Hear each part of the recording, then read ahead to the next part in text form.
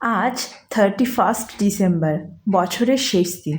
আর বছরের শেষ দিনে বাইরে কত বাজি ফুটছে, কত গান বাজনা চলছে, আর সবাই পিকনিক করছে। সবাই না, প্রায় অনেকেই পিকনিক করছে। তার মধ্যে অনেকেই আছে যারা ঘরে রোজকার মতন একই ডিউটি পালন করছে, আবার অনেকেই আছে যারা শহর থেকে বা প্রিয়জনের কাছ থেকে এই বছরের শুরুতেও অনেক দূরে রয়েছে। তো তাদের থেকে কষ্টের কিন্তু আর কিছুই হতে পারে না নতুন বছরে। যেমন নতুন বছরে আমার প্ল্যানটাও ঠিক এই রকম, কোনো কিছু প্ল্যান নেই, একদম বাড়ির যেরকম রোজকার রেগুলার কাজ করি সেরকমই কাজ। তার মাঝে সন্ধেবেলায় ভীষণ ইচ্ছা হলো যে এক কাপ একটু লিকার চা খাই। এই শীতে তো চাটা এখন বেশি করে খেতে ইচ্ছা করে, একটু আদা দিয়ে হলে তো মন্দ হয় না। তো নিজের জন্য এক কাপ চা করতে করতে ভাবছি বাইরে নয় পিকনিক করতে নাই যেতে পারি, সময় সুযোগের অভাবে, যেটা আমার একদমই হয়ে ওঠে না, কিন্তু বাড়িতে তো করা যায়। তো নিজের মতন করেই ভাবলাম যে আজকে একটু স্পেশাল কিছু রান্না করব, যেটা ভালো লাগবে আর কি। মনে হবে না নিউ ইয়ারটাকে নিজেদের মতন করে আমরা ঘরেই সেলিব্রেট করছি। আর এদিকে লিডা ক্লে কিনে নিয়ে চলে এসছে বাবার সাথে, আর টিভিতে ভিডিও চালিয়ে দিয়েছি, সেগুলো দেখে ও এখন বানাচ্ছে। এখন একটা স্নোম্যান বানাচ্ছে। আসলে আমার দিদির সাথে ফোনে কথা বলছিল, তো দিদির ছেলে ক্লে নিয়ে অনেক কিছু বানিয়েছে, সুন্দর সুন্দর জিনিস। সেটা ওর এত পছন্দ হয়েছে, তো ওর সেটা এক্ষুনি চায় ও বানাবে। তো ও বানাচ্ছিল আর আমি একটু ওর পাশে বসে গরম গরম একটু চা খেয়ে নিচ্ছিলাম। তো দেখো, মা বসে বসে চা খাচ্ছিল আর আমি ক্লেগুলোকে নিয়ে খেলছিলাম। অনেক ক্লে পড়ে রয়েছে, ক্লেগুলোকে চিড়ে তারপরে বানিয়েছি স্নোম্যান আমি।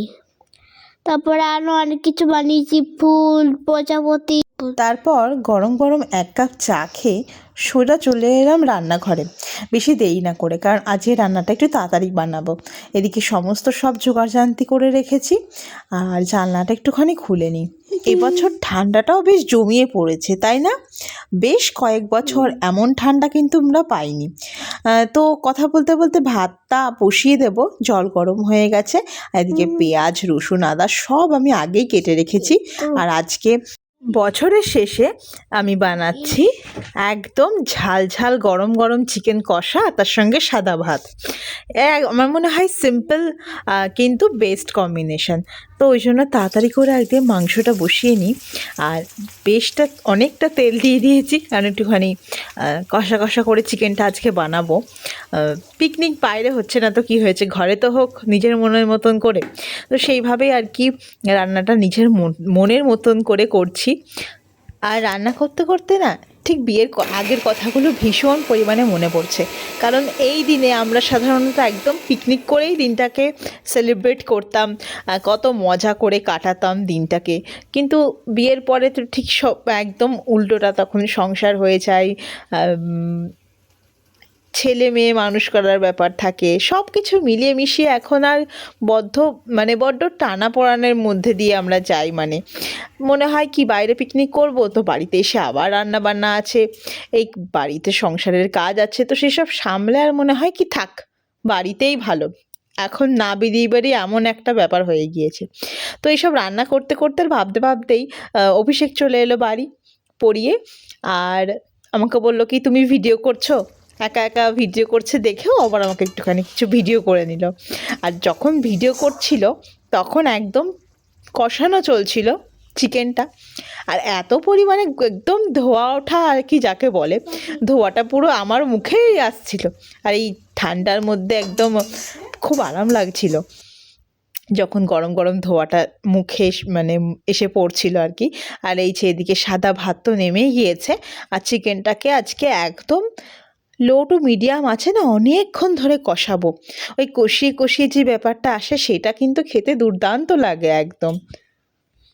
আর অভিষেক মাটনটা না সেইভাবে একদম পছন্দ করে না, তো যাই জন্য ভাবলাম যে সবাই মিলে যখন খাবো, সবাই মিলে বলতে আমি, লিডা আর অভিষেক, তো সেই জন্য ভাবলাম চিকেনটাই করি।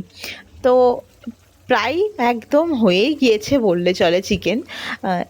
আর একদম তাড়াতাড়ি রান্নাটা করে ফেলেছি, ঘড়িতে বাজে তখন মাত্র 9টা।